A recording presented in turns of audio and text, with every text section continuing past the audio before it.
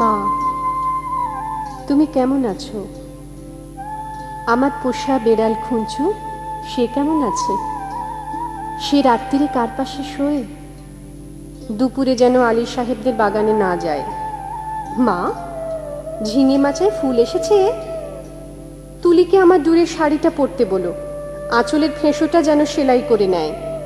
তুলিকে কত মেরেছি, আর কোনোদিন মারব না। আমি ভালো আছি, আমার জন্য চিন্তা করো না। মা, মা, তোমাদের ঘরের চালে নতুন খড় দিয়েছ? এবারে বৃষ্টি হয়েছে খুব। তরফদার বাবুদের পুকুরটা কি ভেসে গেছে? কালো ভুলুরা মাছ পেয়েছে কিছু? একবার মেঘের ডাক শুনে কই মাছ উঠে এসেছিল ডাঙায়। আমি আম গাছ তলায় 2টো কই মাছ ধরেছিলাম। তোমার মনে আছে মা? মনে আছে আলী সাহেবের বাগানে সেই নারকোল চুরি করে আনিনি, মাটিতে পড়েছিল, কেউ দেখেনি। নারকোল বড়ার সেই স্বাদ এখনো মুখে লেগে আছে। আলী সাহেবের ভাই মিজান আমাকে খুব আদর করত। বাবা একদিন দেখতে পেয়ে চেলা কাঠ দিয়ে পিটিয়েছিল আমাকে। আমার কি দোষ? কেউ আদর করলে আমি না বলতে পারি? আমার পিঠে এখনো সেই দাগ আছে। আলী সাহেবদের বাগানে আর কোনোদিন যাইনি। আমি আর কোনো বাগানেই যাই না মা। সেই দাগটায় হাত বুলিয়ে বাবার কথা মনে পড়ে। বাবার জন্য আমার খুব কষ্ট হয়। আমি ভালো আছি, খুব ভালো আছি। বাবা যেন আমার জন্য একটুও না ভাবে। তুলি কি এখনো ভূতের ভয় পায় মা? তুলি আর আমি পুকুর ধারে কলা বউ দেখেছিলাম। সেই থেকে তুলির ফিটের ব্যারাম শুরু হলো। দাদা সেই কলা গাছটা কেটে ফেললো। আমি কিন্তু ভয় পাইনি, তুলিকে কত খেপিয়েছি। আমার আবার মাঝরাত্রে সেই কলা বউ দেখতে ইচ্ছে করে। হ্যাঁ, ভালো কথা। দাদা কোনো কাজ পেয়েছে? নকুরবাবু যে বলেছিল বহরমপুরে নিয়ে যাবে। দাদাকে বলো ওর ওপর আমি রাগ করিনি। রাগ পুষে রাখলে মানুষের বড় কষ্ট। আমার শরীরে আর রাগ নেই। আমি আর এক ফোঁটাও কাঁদি না মা। আমি রোজ দোকানের খাবার খাই। হোটেল থেকে 2 বেলা আমার খাবার এনে দেয়। মাংস মুখে দিই, আর তুলির কথা, কালু ভুলুর কথা মনে পড়ে। তোমাদের গ্রামে পটল পাওয়া যায় না। আমি আলু পটলের তরকারি খাই, পটল ভাজাও খাই। হোটেলে কিন্তু কখনো শাক রান্না হয় না। পুকুর পাড় থেকে তুলি আর আমি তুলে আনতাম কলমি শাক। কি ভালো, কি ভালো, বিনা পয়সায়। কোনোদিন আর কলমি শাক আমার ভাগ্যে জুটবে না। জোর হাওয়া দিলে তাল গাছের পাতা সরসর করে, ঠিক বৃষ্টির মতন শব্দ হয়। এই ভাদ্র মাসে তাল পাকে, ঢিপ ঢিপ করে তাল পড়ে। বাড়ির তাল গাছ 2টো আছে তো। কালু তালের বড়া বড় ভালোবাসে, একদিন বানিয়ে দিও। তেলের খুব দাম জানি, তবু একদিন দিও। আমাকে বিক্রি করে দিয়ে 6,000 টাকা পেয়েছিলে। তা দিয়ে একটা গরু কেনা হয়েছে তো। সেই গরুটা ভালো দুধ দেয়। আমার মতো মেয়ের চেয়ে গরুও অনেক ভালো। গরুর দুধ বিক্রি করে সংসারের সুসার হয়। গরুর বাছুর আনন্দ হয়। বাড়িতে কন্যা সন্তান থাকলে কত জ্বালা।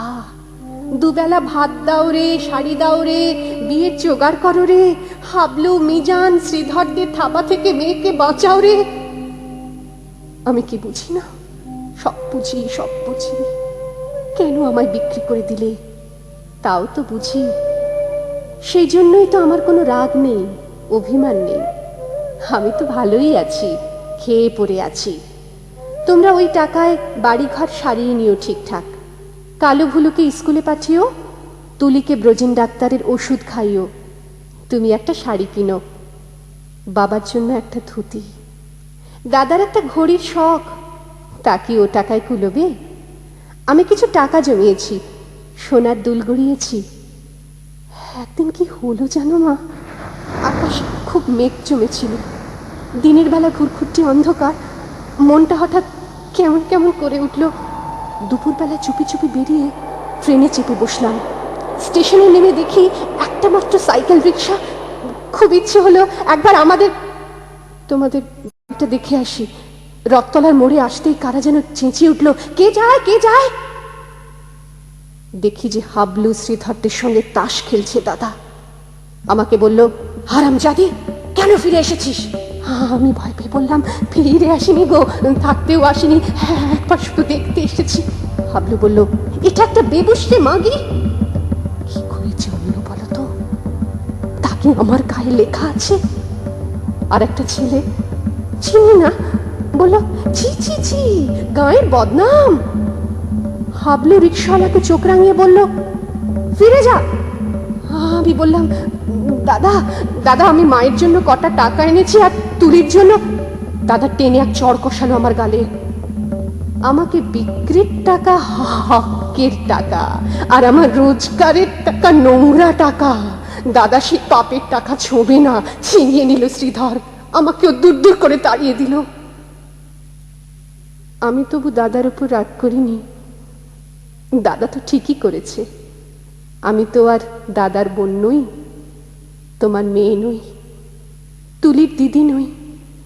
আমার টাকা নিলে তোমাদের সংসারের অকল্যাণ হবে না। না, আমি চাই তোমরা সবাই ভালো থাকো, গরুটা ভালো থাকুক, তাল গাছ দুটো ভালো থাকুক, পুকুরে মাছ হোক, খেতে ধান হোক, ঝিঙে মাচায় ফুল ফুটুক। আর কোনোদিন ওই গ্রাম অপবিত্র করতে যাব না। আমি খাট বিছানায় শুই, নীল রঙের মশারি, দোরগোড়ায় পাপোশ আছে, দেওয়ালে মা দুর্গার ছবি, আলমারি ভর্তি কাঁচের গেলাস, বন বন করে পাখা করে, সাবান মেখে রোজ চান করি। এখানকার কুকুরগুলো সারা রাত ঘেউ ঘেউ করে। তাহলেই বুঝছো কেমন আরামে আছি আমি। আমি আর তোমার মেয়ে নই, তবু তুমি আমার মা। তোমার আরো ছেলে মেয়ে আছে, আমি আর মা পাবো কোথায়? সেই জন্যই তোমাকে চিঠি লিখছি মা। তোমার কাছে একটা খুব অনুরোধ আছে, তুলিকে একটু যত্ন করো। ও বেচারি বড় দুর্বল। যতই অভাব হোক, তবু তুলিকে তোমরা তোমার পায়ে পড়ি মা। তুমি বাবাকে বুঝিয়ে বলো, তুলিকেও যেন আমার মতন আরামের জীবনে না পাঠায়। যেমন করে হোক তুলির একটা বিয়ে দিও, ওর একটা নিজস্ব ঘর সংসার, একজন নিজের মানুষ। আর যদি কোনো রকমে ওর বিয়ে দিতে না পারো, ওকে বলো গলায় দড়ি দিয়ে মরতে। মরলেও ও বেঁচে যাবে মা, মরলেও ও বেঁচে যাবে।